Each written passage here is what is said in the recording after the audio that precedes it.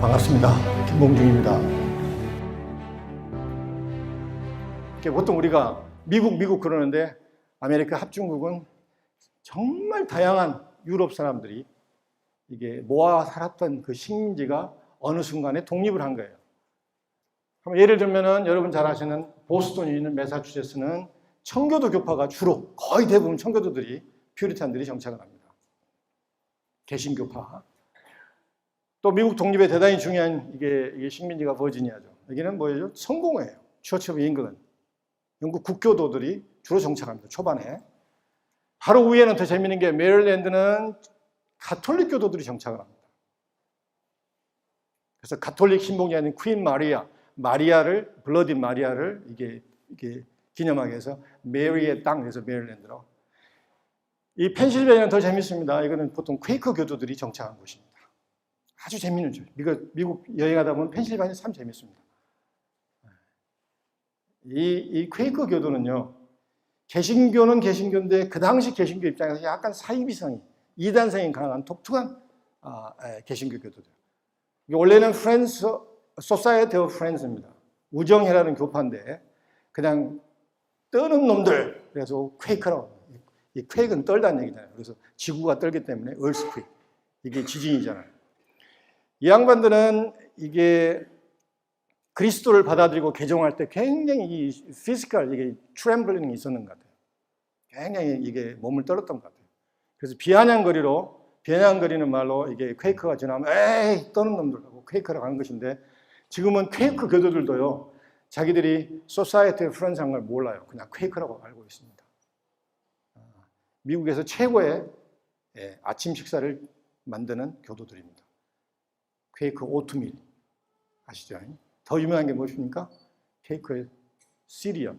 이게 주로 퀘이크 교도들이 만든 음식입니다. 뭐 다 할 수는 없지만 이 캐롤라이나는 스코틀랜드의 장로교파들을 개신교들이 주로 정착을 했고, 뉴욕은 좀 독특해요. 장사치들이 어중이따중이 다 모여든 데가 뉴욕입니다. 원래는 네덜란드 식민지였기 때문에 뉴 암스테르담이었죠. 근데 영국이 사면서 요크경을, 두크 오브 요크경을 기리기 위해서 뉴요크로 이제 명칭을 변경을 하죠. 여기는 유일하게 아주 돈에 눈먼 사람들이 주로 몰려들었던, 맨하탄 중심 몰려드는 것이 뉴욕입니다.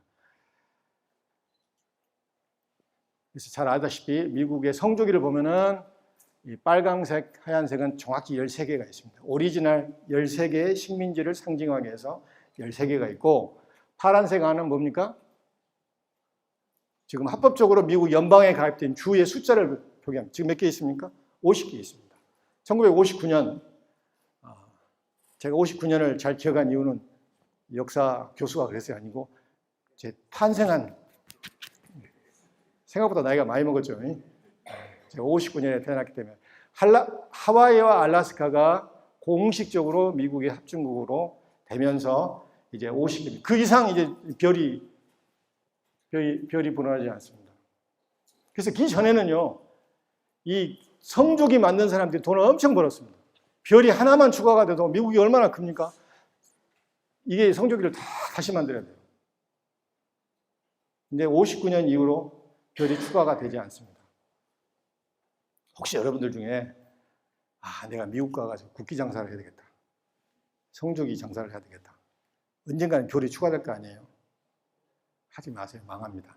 내가 볼 때는 추가가 되기가 쉽지가 않을 것 같아요. 이 13개, 사실 우리가 주로 번역하는데 스테이트는 국가가 맞습니다. 이렇게 13개 서로 다른 국가가 하나의 연방체를 만든 게 쉬웠겠습니까? 그 기준이 되는 헌법, 그 쉬웠겠어요? 이제 미국에서 강의하면 미국 대학생들, 그냥 자기 건국의 아버지들이 필라델피아 독립관에 모여가지고 축제 속에서 미국이 자랑하는 헌법을 만들어가지고 이 아름다운 미국이 출발했다고 생각하는데 천만의 만만의 말씀입니다. 쉽지 않은 일이었습니다. 헌법 전문의 시작이 뭡니까? The people of the United States. 아메리카 합중국의 인민인 우리는, 이렇게 시작이 됩니다. 이것부터 난리가 나요. 누가 인민입니까?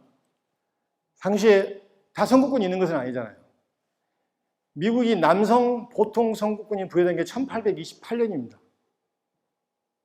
세계 최초로 재산, 뭐 교육, 뭐 종교 이런 기준이 없이 남성 보통 선거권이 부여된 게 1828년이에요. 그래서 앤드류 잭슨이 대통령에 당선이 됩니다. 여자들은 어떻게 된가요? 한참 뒤입니다. 20세기. 1920년 역시 세계에서 최초로 영국과 함께 여성 보통 참정권이 부여가 됩니다. 그래서 대부분의 사람들이, 많은 사람들이 참정권이 없는데 이게 인민이 뭐냐. 그래서 많은 사람들은 이게 돈 있고 명예가 있고 좀 힘이 있는 식민지 엘리트들이 인민을 팔아가지고 자기들의 묘한 자기 이해관계를 위한 무슨 연방을 만든가 해서 굉장히 우혹의 눈길을 줬습니다. 그 수가 만만치 않았습니다. 특히 큰 주, 뉴욕 같은데 버지니아는 5대 5였어요. 헌법에 참선한 사람이 5, 보통 연방파라, 연방주의자들. 반대한다는 앤티페더럴리스트, 반대한 사람이 또 50%예요. 만만치 않았습니다.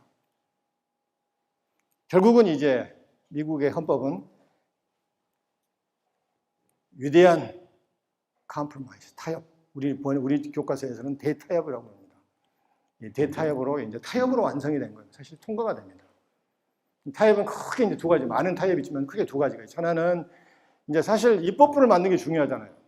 각 주의 식민지의 대표자를 연방에 보내야 되는데, 뉴욕이나 버지니아나 이게 뭐 매사추 이런 데는 우리가 이게 독립할 때 훨씬 이게 피도 많이 흘렸고 인구가 많기 때문에 연방에 우리 같으면 국회의원, 의원수를 많이 보내야 된다. 그러니까 작은 주도 있잖아요. 인구가 작은 주들. 뉴햄프셔, 버몬트, 뭐 이게 메릴랜드 이런 데는 훌륭 우리 빠지겠다. 너희끼리 해라. 우리는 연방에 빠지겠다. 한 채 양복을 않습니다. 그래서 결국은 타협이 뭡니까?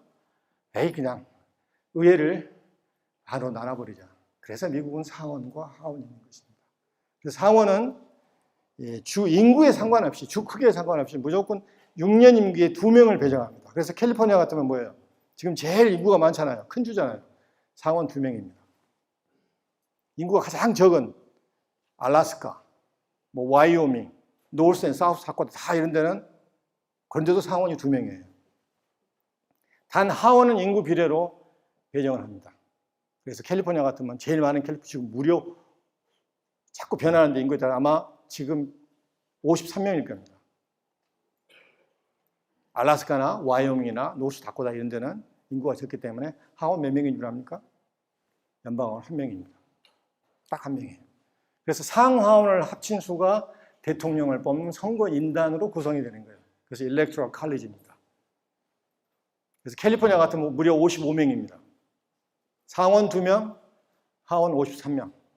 다코다 같은 데는 3명, 선거인단이 3명입니다.